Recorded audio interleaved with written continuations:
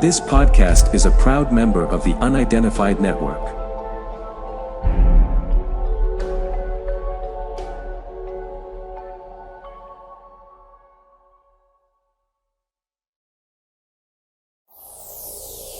On the Track is a monthly web TV show about cryptozoology, natural history, green issues, and whatever else the team feel like making up as they go along. Enjoy! So what have we got exciting that's coming up in this episode, Mr. John? Well, Hennis, in this week's episode we have the second part of my conversation with Thomas Jørgensen when he came to visit for tea the other day. Lovely to chat to him, and I hope we'll have him back on the show very soon.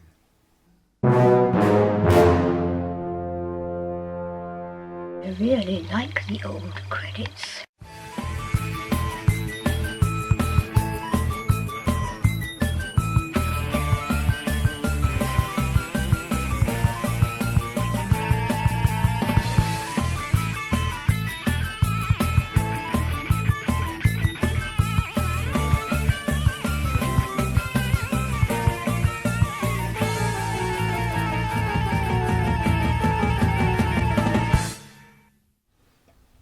Good afternoon, ladies and gentlemen. My name's John Downs, and what?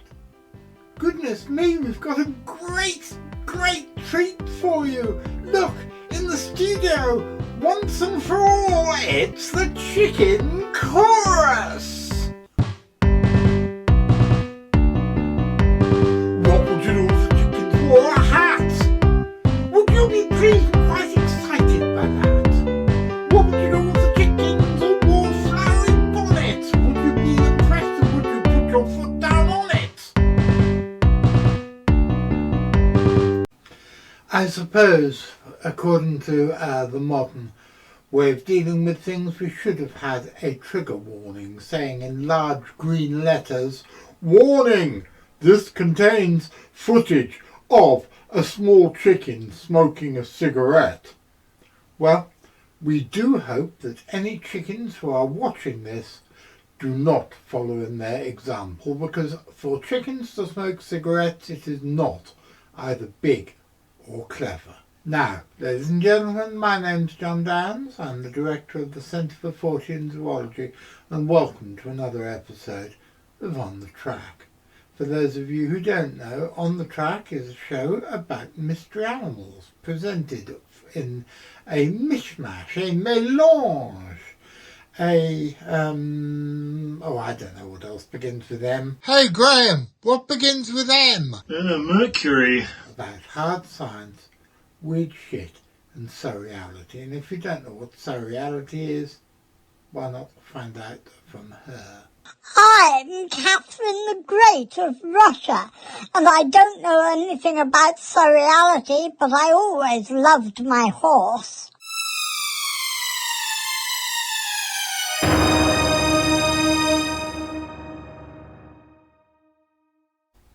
And so now we've got all that stuff out of the way. Here, once again, is Thomas Jørgensen, all the way from Denmark, sitting in my sitting room, come studio, and chatting to me one afternoon very recently. Yeah, the Mary F photographs are, I think everybody thinks they're a hoax. They were done with a sheet of glass and some plasticine. Yeah. But I don't think it was Tony who did them. I think it was John Gordon. But those photographs have always been sketchy, yeah. And the ones, the double exposure photographs that Tony took down on Great Beach, I think they're a seal. Okay, yeah. But what about his Loch Ness photos? I never really got a conclusion to what people agree on now was what they are. It's funny because they were so influential in all the books I was reading when I was 10, 12 years old. mostly Danish books that came out by also Lars Thomas, started to write back then about all these stories, and I mean I understand why many people drop off as soon as these different pieces of footage and photos are disproven.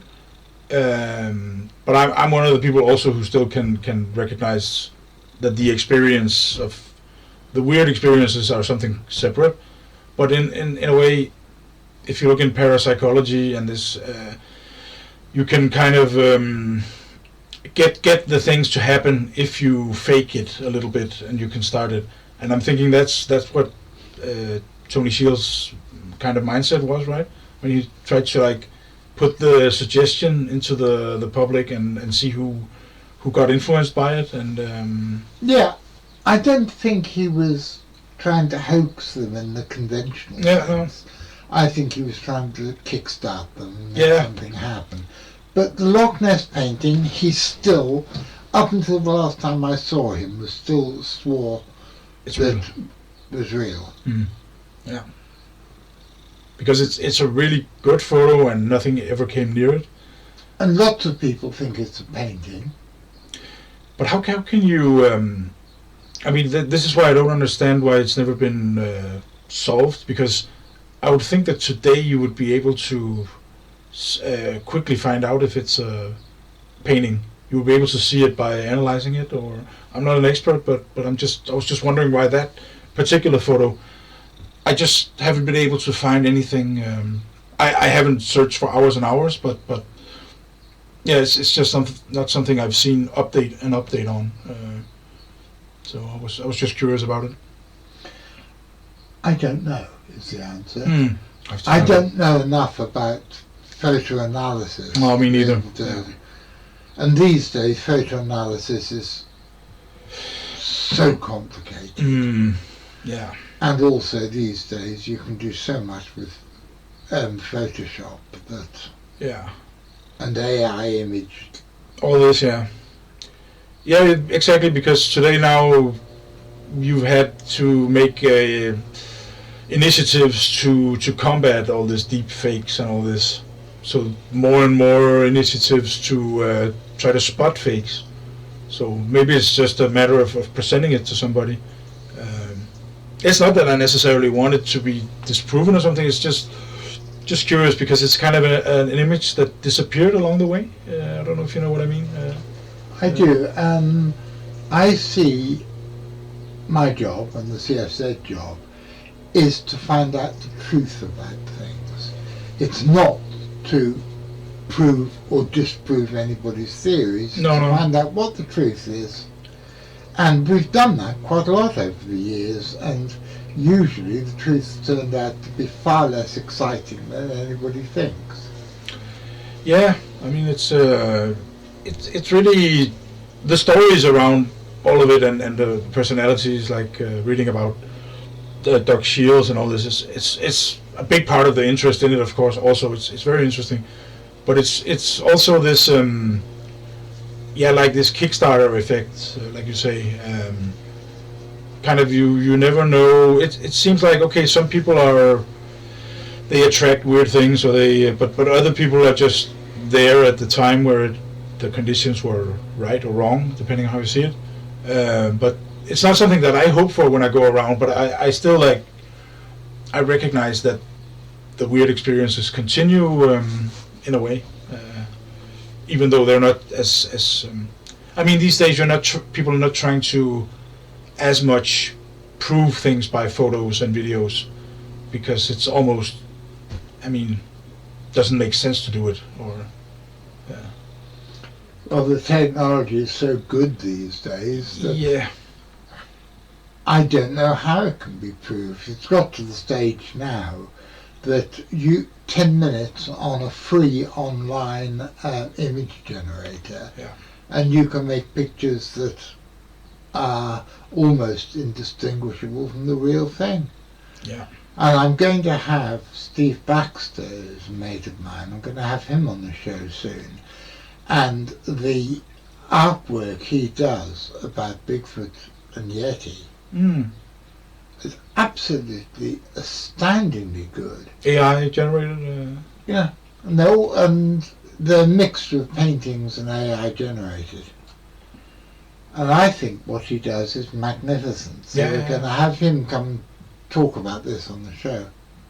He's found a way to make it his personal art mixed with yeah. Now this is also I'm really open to that technology and all this, but it's really true that seeing how this video now with video AI and with this auto generating, you just put in a few commands and then suddenly you have a street in Tokyo where you zoom it, you analyze it, you can see there's some glitches, but where by first glance it looks so it's gonna be something the next few years to. So for a long time it was this about it's last time virtual reality, it wasn't anything, but now I begin to see how things are changing a bit more than usual. Yeah, I'm interested in exploring virtual reality. If I had enough money, I'd buy one of those headsets to just experiment and play with. But they are too expensive for me at the moment. The really big ones, really good ones. But even, did you try some of the cheaper ones, like for some for like 100 quid or something? Because even some of those, you get still the feeling of there's some of those horror games I can't play them, and I'm not scared in movies, but in putting that on, you get really a sense of like dread, and it can be quite interesting. Really? I didn't know about that. Yeah, there's some literally. I mean, I don't maybe a handful of movies that I'm scared of because I'm not very.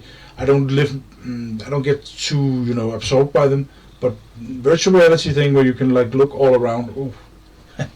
and there's something under the bed and it's on the way up, and it's really scary. That opens up, well, it all opens up a completely new way of looking at the world. Yeah. And you start to think when do you reach the point where you can't distinguish, and are we somehow already, in a way, it's the whole simulation argument. It's a tired one, but it's still interesting somehow, because I always go back to that when I think about the Fortean happenings and weird experiences, and because I've had also some experiences myself, that it is really difficult to see how sometimes they just feel a little too like almost silly. Hi. So it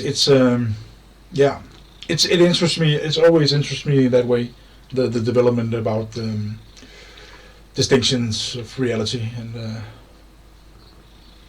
Well, I know that some people wonder why Richard and I spend so much time doing silly things with masks and puppets and stuff. Oh yeah. But we're actually making a serious point. Yeah. That the world isn't what it seems.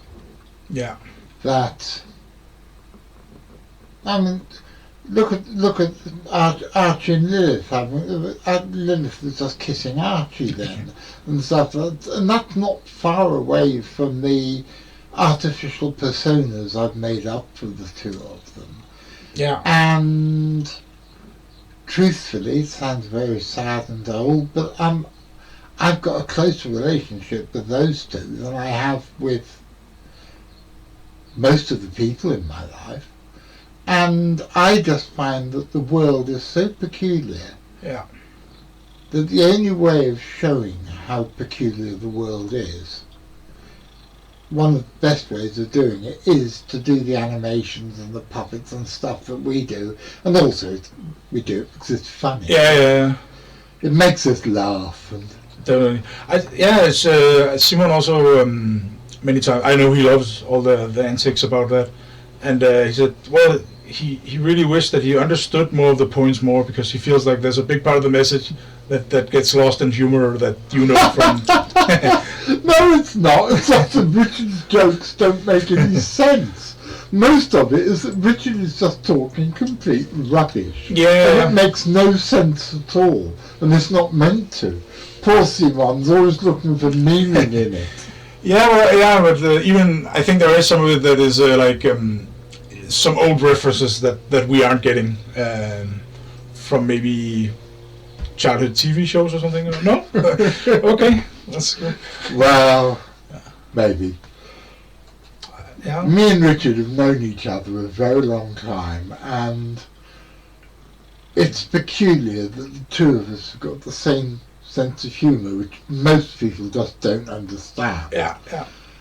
And when we flash up a picture of somebody who was a presenter on a childhood TV show going, bah! And that's all you see them, we've just done it because it makes us laugh. Yeah. All right, yeah. And because we think no one's going to know who the hell this is.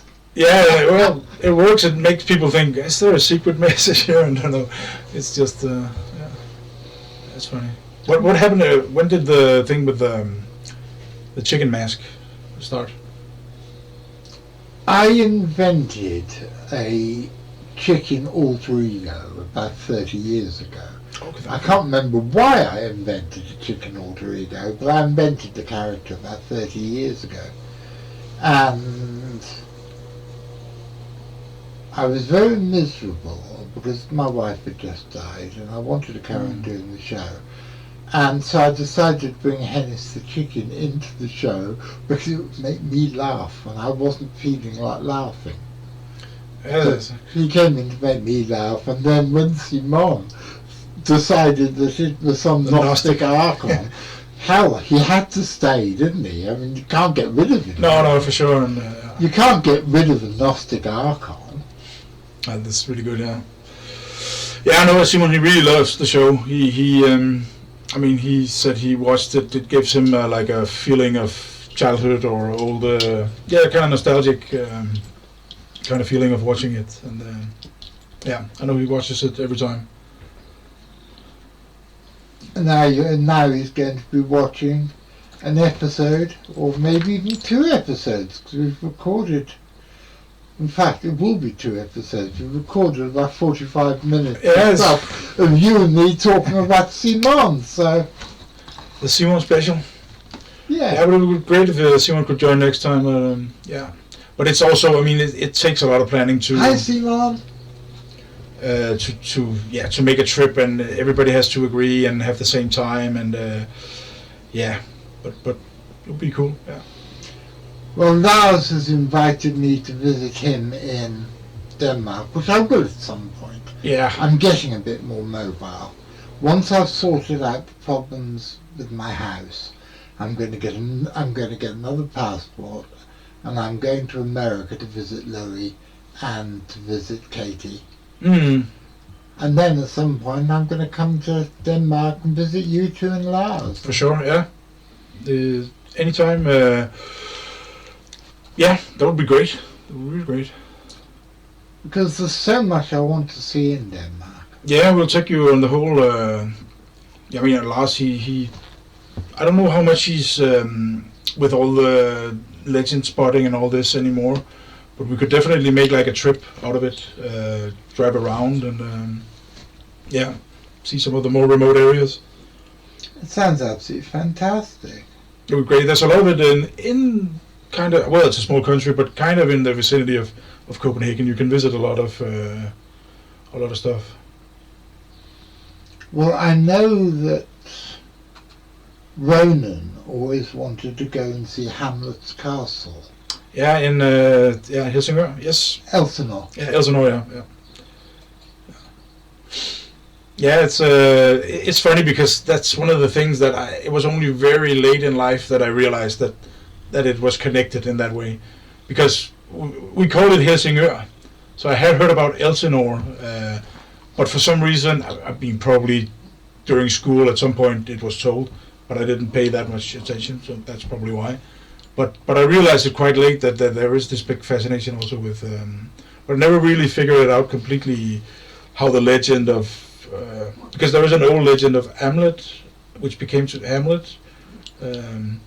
One day I'll take that tour also to get the whole story. Well, you've got a video. You've got a video that. Yeah, sure.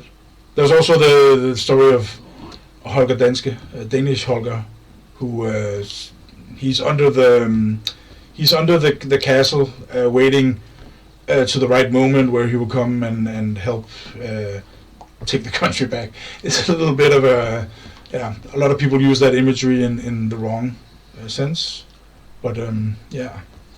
Well, that's the same story as King Arthur, isn't it? It is He's actually going to come back yes, when England needs him most. but it is exactly the same. Yeah, now you say it. It is. Yeah, it's funny with these things. Yeah.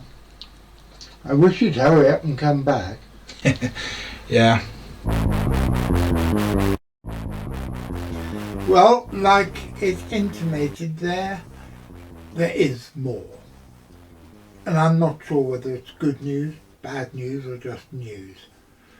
Thomas asked me when was the last time I'd heard from Doc Shields, and I told him that it was about 10 years ago. And he asked me whether Tony was still alive, and I said that I truly don't know, and that I have been meaning to try and find out, but the longer I leave it, the more embarrassing it is that I left it for such a long time. And although I've got a reasonably good excuse, first mother's illness, then Karina's illness, then me getting over all the general shitness from both of their deaths. But I should have contacted Tony's family a long time ago and see if I could find out what had happened to him and how he is. Thomas said that he was going to Falmouth, and so he would do a bit of digging around and see if he could find out about Tony's current status. And he went into the Seven Stars, which is a pub that Tony and I used to frequent, and they told him that as far as they were aware, he had died in Ireland about 10 years ago. However, he went to a bookshop where he bought various Doc Shields related publications, and there they told him that he had had a stroke and that he's in a care home, but that his wife Christine had died about 10 years ago. So I truly don't know what has happened to him or to his family. I am doing my best to find out, and I'm embarrassed to say that I should have done this a long time ago, but I didn't. But for any of you who've ever read The Once and Future King by T.H. White, you will not be at all surprised to remember that Merlin's final whereabouts were not really properly discovered. Was he alive? Was he dead? Or had he been captured by Nimue, who may or may not have been the Lady of the Lake? And no, I don't mean Katie Elizabeth. And so, the fact that the whereabouts of the Quondam Wizard of the Western World are obscure, and that we don't know whether he has gone on to the next stage of the journey or not, really shouldn't surprise anybody. It doesn't really surprise me. What's this space? And there's the ghost of Joe Strummer, who's an ever more regular visitor to my little studio, says, "Don't forget to ring the notification bell, otherwise you'll miss the new episodes." And that would be an awful pity, wouldn't it? If you've been affected by any of the topics in today's episode, you can just bugger off, because we don't give a monkeys. Bloody well get a grip. Sort your own bloody problems out rather than ringing up somewhere. And that, ladies and gentlemen, is about it for this episode. I'd like to say a big thank you to my guest this week, who was Thomas Jørgensen. And I want to say a big thank you to all the people but for whom this show wouldn't have been made. This episode of this show wouldn't have been made particularly my producer Louis, who's still gallivanting around the Midwest, hoping to ride off into the sunset with a Yippee-Yi-Yay, and Richard Freeman and V. McCrinnan, but for whom blah blah blah. I'd also like to say big thank you to Graham Inglis, who's Deputy Director of the CFZ, and my carer, the guy who pushes me in and out of hospital and helps me get my medicine on time and all the other stuff that I keep on forgetting to do because I'm a silly old josser. And a big thank you and lots of love to the lovely Guinevere Palmer, who is Assistant Director of the CFZ and actually does most of the work these days. I'm going to be back on Sunday. What are we going to be doing on Sunday? Well, I know, but I'm not telling you now because it's a secret. So, Mr. McCrinnan, if you're there ready to watch it on Saturday, Mr. McCrinnan. If I said Sunday, I meant Saturday. And I'm there, you're watching it, and I'm there doing the live chats and the notifications and everything. I'll be seeing you.